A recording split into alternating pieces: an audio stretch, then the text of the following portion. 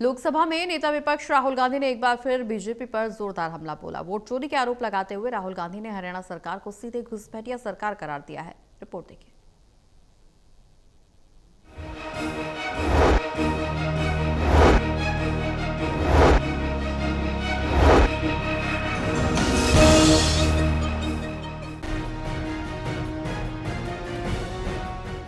लोकसभा में नेता विपक्ष राहुल गांधी ने आज एक बार फिर वोट चोरी के आरोप लगाते हुए बीजेपी पर जोरदार हमला बोला है।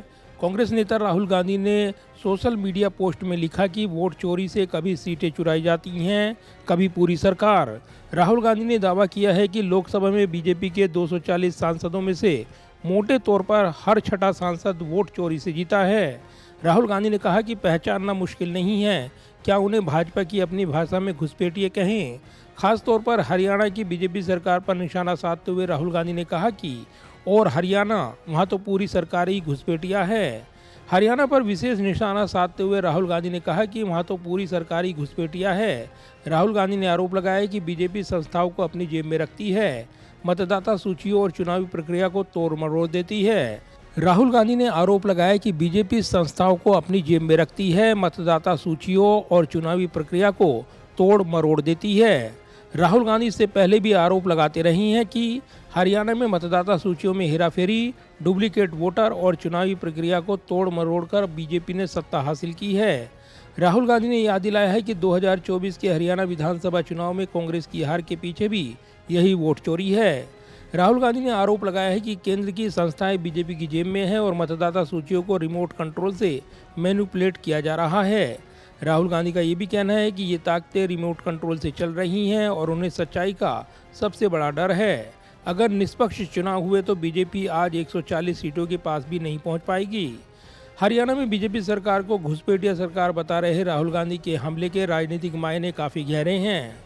दरअसल 2024 के हरियाणा विधानसभा चुनाव में बीजेपी ने 48 सीटें जीती थी, जबकि कांग्रेस 37 सीटों पर सिमट गई थी। राहुल गांधी लगातार एच फाइल्स का हवाला देते हुए दावा कर रही हैं कि हरियाणा में लाखों फर्जी वोटर और डुप्लीकेट एंट्रीज थी, जिनकी वजह से परिणाम उलट गए हैं। इसी को लेकर कांग्रेस नेता पवन खेड़ा ने भी गंभीर आरोप लगाए हैं। जहां जहां कीचड़ फैलाया वहां वहां कमल खिला। अब तमिलनाडु में कीचड़ नहीं फैल पाया तो कमल नहीं खिल पाया, केरला में कीचड़ नहीं फैल पाया तो कमल नहीं खिल पाया। तो ये कह देना कि जहां कांग्रेस जीत जाती है या गठबंधन के साथी जीत जाते हैं वहां तो आप नहीं कहते कि एसआईआर की मार पड़ी या वोट चोरी का के माध्यम से कुछ हुआ या ज्ञानादेश हुआ, ज्ञानादेश हो गया, वहां तो नहीं होता। तो कारण आपने सुन लिया, कमल के लिए कीचड़ आवश्यक। केरला में 1 से 3 सीटें या 2 सीटें जितनी भी अब इनकी बड़ी है, हर जगह प्रयास किया जाएगा कि पहले कीचड़ फैलाया जाए। आप इनका टूल किट देख लीजिए, आप इनका मॉडल देख लीजिए, पहले कीचड़ फिर कमल।